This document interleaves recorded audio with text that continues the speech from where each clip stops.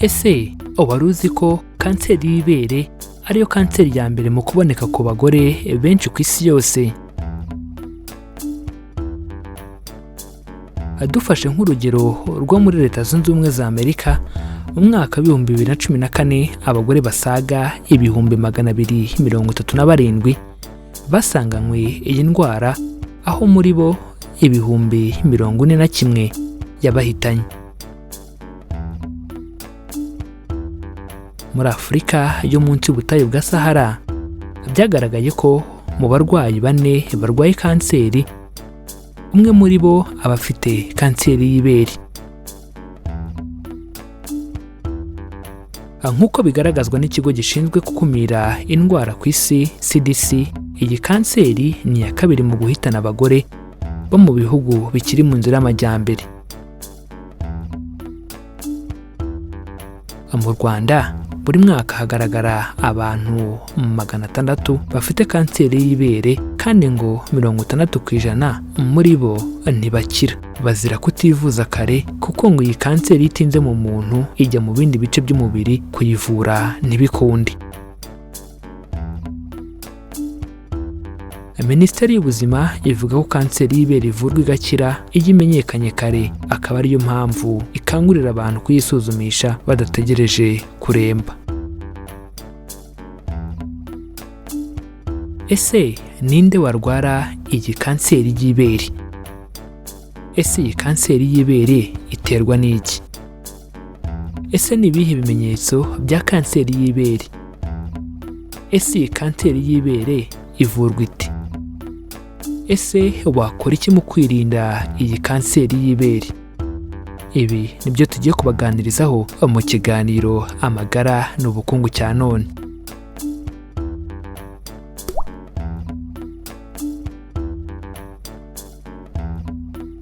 Reka manze mbashimire kuba mugiye kubana natwe muri aka kanya tubungabunga ubuzima bwacu. Murabizi ko abatabizi bicwa no kutabimenya, natwe tukagira tuti abatarabimenya bicwa nuko batarakora subscribe kuri iyi channel Mizero Media ngo bamenye ko kwirinda biruta kwivuza. Niba utarabikora nyaboneka bikore, kuko nta kiguzi bisaba, kandi nibwo buryo rukumbi bwagufasha kujya ubona ibindi biganiro tubategurira. Ikindi kandi wadusanga ku mbuga nkoranyambaga zacu zose: Facebook, Instagram ndetse na Twitter. Ujya ahashakirwa ugashakisha Mizero Media ubundi ukadukurikira. Asibyo gusa, kuko no kudusangiza ibitekerezo byanyu biremewe. Ubaye hari icyo wifuza kutubaza, ubaye hari icyo wifuza kudusobanuza, cyangwa se ubaye hari icyo wifuza kutwunganira kuri iyi ngingo, nyaboneka twandikire muri comments. Mu gihe bakunze ikiganiro twabagejejeho, kanda like, ubundi ntiwihererane ubutumwa, kora share, ubisangize inshuti n'abavandimwe bawe, kugira ngo nabo basobanukirwe uburyo bwo kubungabunga amagara yabo. Iki ni ikiganiro Amagara n'Ubukungu, ikiganiro mutegurirwa na Mizero Media. Tubahaye ikaze aho tugiye kubaganiriza kuri kanseri y'ibere, tukamenya icyitera. Muri iki kiganiro kandi turamenya uburyo ivurwa ndetse n'icyo wakora mu kuyirinda. Ni mu kanya. Ese ninde warwara kanseri y'ibere? Kanseri y'ibere ikunda gufata abagore, aho muri Amerika umugore umwe mu bagore 8 aba ayirwaye. Abagabo nabo bashobora kurwara kanseri y'ibere ikanabahitana kuko iba yaratinze kugaragara. Abagabo basaga 2,400 basanganywe kanseri y'ibere muri Amerika mu mwaka wa 2014. Iyi kanseri ntikunze kuboneka mu bagore bari munsi y'imyaka 30, ahubwo barwaramo ibindi bibyimba bitari kanseri, ariko nabyo bikenera kuvurwa kare. Kanseri y'ibere ikunda gufata abagore bakuze, akenshi nyuma y'imyaka 60, nubwo bitabujijwe ko umuntu uri munsi y'iyo myaka yagirwara.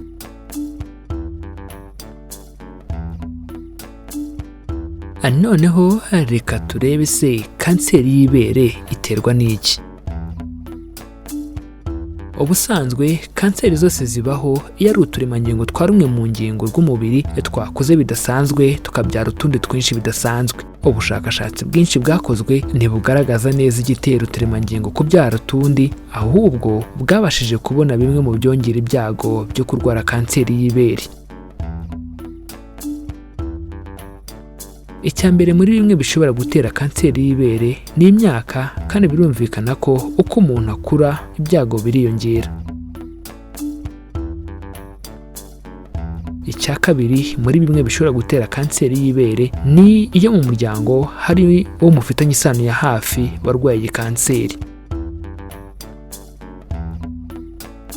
Icya gatatu muri bimwe bishobora gutera kanseri y'ibere ni iyo wigeze kuyirwara haba hari amahirwe y'uko yagaruka.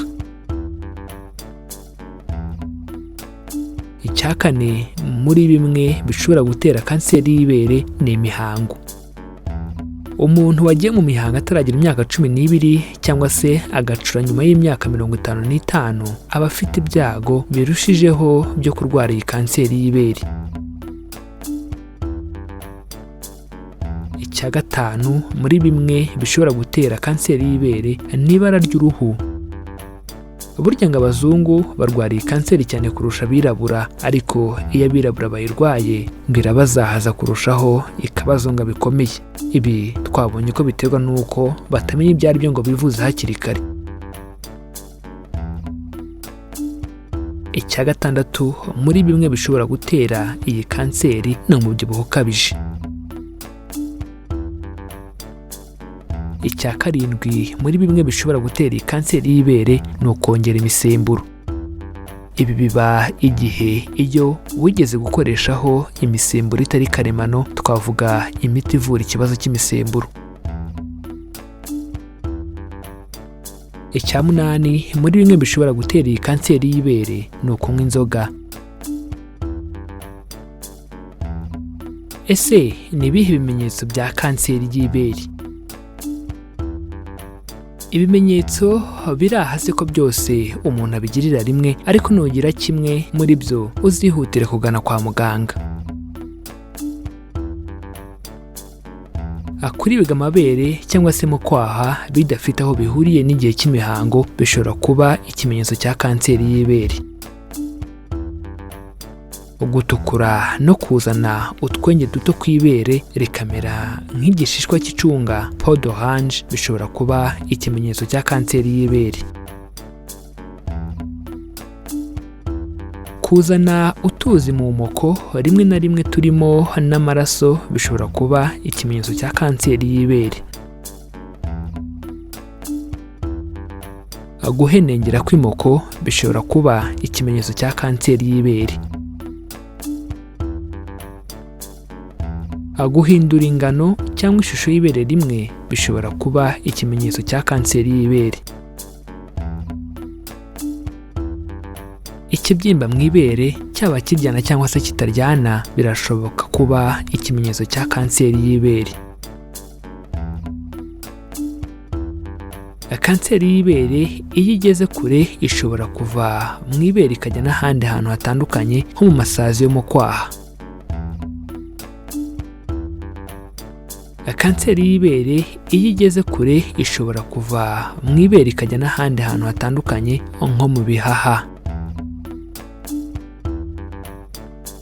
Kanseri y'ibere iyo igeze kure ishobora kuva mu ibere ikajya n'ahandi hantu hatandukanye nko mu magufwa. Kanseri y'ibere iyo igeze kure ishobora kuva mu ibere ikajya n'ahandi hantu hatandukanye nko mu bwonko. Kanseri y'ibere iyo igeze kure ishobora kuva mu ibere ikajya n'ahandi hantu hatandukanye, icyo gihe umuntu agira ibimenyetso by'aho yagiye.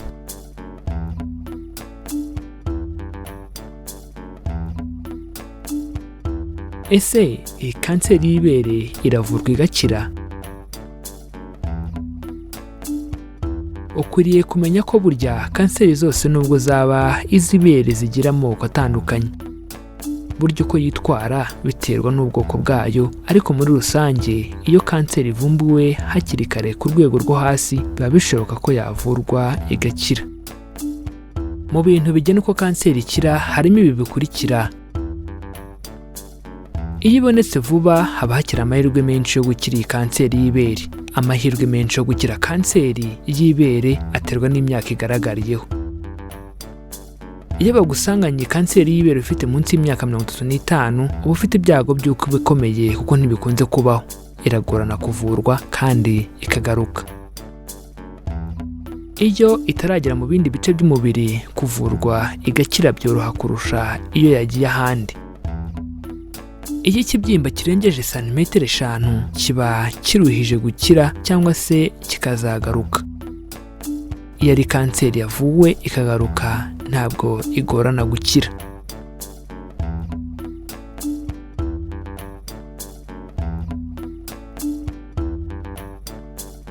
Noneho reka turebere hamwe uburyo kanseri y'ibere ivurwa.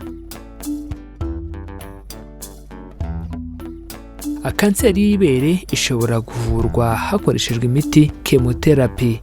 Mu gihugu cyacu cy'u Rwanda bikorerwa ku bitaro bya Butaro biherereye mu karere ka Burera. Kanseri y'ibere ishobora kuvurwa hakoreshejwe guhagarika imisemburo, kandi ibi byifashishwa mu kwirinda cyane ko kanseri izagaruka. Kanseri y'ibere ishobora kuvurwa hakoreshejwe kubagwa surgery, bikorwa mu kuvura cyangwa se mu kwirinda ko umuntu wabonye ko afite ibyago byinshi byo kuyirwara, aho bakuraho igice cy'ibere cyangwa ryose. Muganga niwe umenya uburyo ahitiramo umurwayi we nyuma yo gusuzuma byose. Nyuma yo kumenya uburyo kanseri y'ibere ivurwa, nakora iki mu kwirinda iyi kanseri y'ibere? Nta kindi ukwiye gukora, isuzumishe mu gihe cyose ubonye kimwe mu bimenyetso twavuze haruguru. Ibi ni ingenzi cyane. Agenzura amabere yawe ku mpinduka izo arizo zose, bityo turi kubategurira ikiganiro kizabereka neza uburyo bikorwa. Agabanya ibyongera ibyago byo kurwara kanseri bishobora guhinduka, nko kunywa inzoga, umubyibuho ukabije n'ibindi twagarutseho.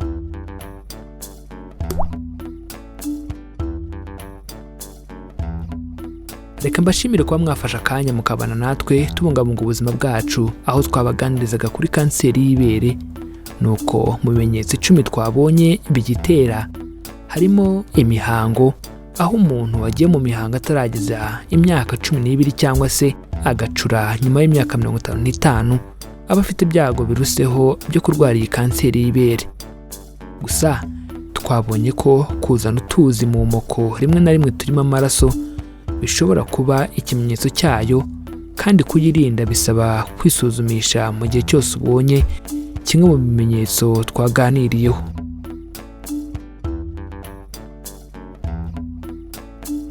Reka dusoze mbibutsa ko baca umugani mu Kinyarwanda bati abatabizi bicwa no kutabimenya, natwe tukagira tuti abatarabimenya bicwa nuko batarakora subscribe kuri iyi channel Mizero Media ngo bamenye ko kwirinda biruta kwivuza. Niba utarabikora, nyaboneka bikore kuko nta kiguzi bisaba, kandi nibwo buryo rukumbi buzajya bugufasha kubona ibindi biganiro tubategurira. Ikindi kandi wadusanga no ku mbuga nkoranyambaga zacu zose, Facebook, Instagram ndetse na Twitter. Ujya ahashakirwa ugashakisha Mizero Media ubundi ukadukurikira. Si ibyo gusa, kuko ubaye hari icyo wifuza kutubaza, ubaye hari icyo wifuza kudusobanuza, cyangwa se ubaye hari icyo wifuza kutwunganira kuri iyi ngingo, nyaboneka twandikire muri comments. Mu gihe bakunze ikiganiro tumaze kubagezaho, kanda like, ubundi niwihererane ubutumwa, ukore share, ubusangize inshuti n'abavandimwe bawe kugira ngo nabo basobanukirwe uburyo bwo kubungabunga amagara yabo.